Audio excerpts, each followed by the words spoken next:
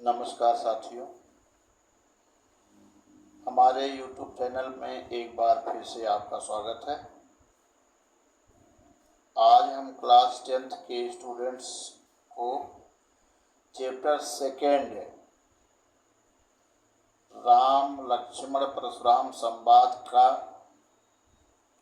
प्रथम छंद जो है नाथ संबुधन भंजन हारा वही है कोयक दास तुम्हारा से चलकर रे नृप बालक काल बस बोलत तो न संभारी धनु ही सम त्रिपुरारि धन विदित सकल संसार। इस छंद का भावार्थ आप लोगों के सामने प्रस्तुत करने का प्रयास कर रहे हैं। विदेहराज जनक जी के यहाँ स्वयंवर है और उस स्वयंवर में देश देश के राजागण आए हुए हैं। महाराज जनक जी के द्वारा विविध व्यवस्था की गई है, अलग अलग पांडाल लगाए गए हैं। धनुष यज्ञ के लिए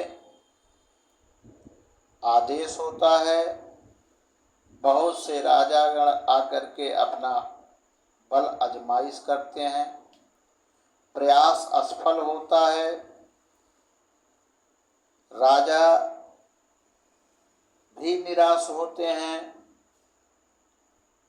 मैं आप लोगों को बहुत अच्छे ढंग से बताना चाहूँगा क्योंकि राजाओं की बड़ी संख्या थी और उन राजाओं में वह राजागण जो विदेहराज जनक जी के समकक्ष थे, उन लोगों ने सीता को अपनी पुत्री समझा और उस धनुष यज्ञ से अपने आप को अलग कर दिया।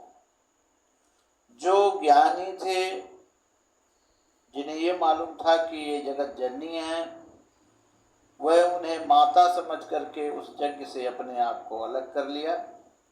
शेष राजागण ने अपना बल आजमाइश किया और जब हताश हो गए, निराश हो गए कि सभी ने प्रयास किया, कुछ रिजल्ट नहीं आया, परिणाम नहीं आया, तो विदेहराज जनक जी ने कहा तजहु आस निज निज गृह जाऊं लिखा न विधि वैदेही विवाहु। इस बात को सुनकर के चक्रवर्ती महाराज दशरथ जी के छोटे पुत्र यानी शेषावतार प्रभु लक्ष्मण जी नाराज होते हैं और कहते हैं भैया, अपने बड़े भाई श्री राम से कहते हैं जो राउर अनुशासन पाऊं कंदुक सम ब्रह्मांड उठाऊं। अगर आपका आदेश हो जाए तो संपूर्ण पृथ्वी को गेंद की तरह से उठा करके उछाल दें।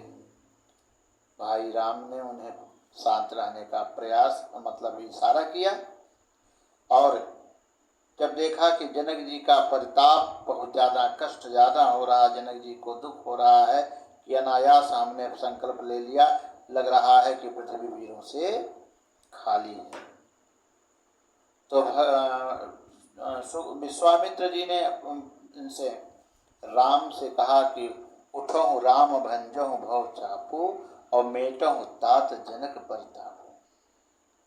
हे राम, उठो और विदेहराज जनक जी के कष्ट को दूर करो। भगवान राम उठते हैं, धनुष को प्रणाम करते हैं और इसके बाद में धनुष को उठा तो प्रयास करते हैं प्रत्यंचा चढ़ाने की और धनुष टूट जाती है और धनुष भंग होती है तो बहुत जोर की आवाज़ होती है। परशुराम जी जो इस भगवान शिव के शिष्य हैं, उनकी तंद्रा भंग होती है। वो अस्त्र शस्त्र लेकर के जनक जी के यहाँ पहुँच जाते हैं और जनक जी से पूछते हैं कि ये बताओ ऐसा कौन सा दुष्ट व्यक्ति है, राजा है, जो शिव धनुष को यानी हमारे गुरुदेव जी के धनुष को तोड़ा है। विदेहराज जनक जी अपने होने वाले जमाता की रक्षा के लिए कुछ उत्तर नहीं देते हैं और इस पर प्रभु श्री राम जी कहते हैं, हे नाथ, शंभुधन तोड़ने वाला कोई आपका दास ही होगा, जिसने ऐसा अपराध किया है वह आपका दास ही होगा। नाथ संबुधन भंजनिहारा हुई है कोई एक दास तुम्हारा, आयस कहा कहे किन मोहि, सुंदर साय बोले मुनि को नहीं। हे मुनिवर आदेश दीजिए, आपका आदेश सिरोधार्य है। ऐसा सुनते ही परशुराम जी आग बबूला हो जाते हैं। कहते हैं सेवक सोज करे सेवकाई और अरिकरनी अरिकरे लड़ाई। हे राम सुनो, धनुष तोड़ना किसी सेवक का काम नहीं है, ये तो दुश्मनी का काम है। अतः वह दुश्मनी का कार्य किया है, उसे सेवक का नाना उचित नहीं होगा। सुनो राम जय शिवधन तोड़ा और सहस बाहु समसो रिप मोरा। हे राम सुनो, जिसने शिवधनुष को तोड़ा है वो मेरे लिए सहस्र बाहु के समान दुश्मन है, यानी शत्रु है। इसलिए इस सभा में बैठे हुए समस्त राजाओं में सो बिलगाए बिहाय समाजा, न तुम्हारे जय हैं सब राजा। वह व्यक्ति इस सभा से अलग हो जाए जिसने ऐसा अपराध किया है, नहीं तो मेरे क्रोध का भाजन हो जाएंगे, अर्थात मेरे कोप का भाजन बनेंगे, अर्थात सभी राजा मारे जाएंगे।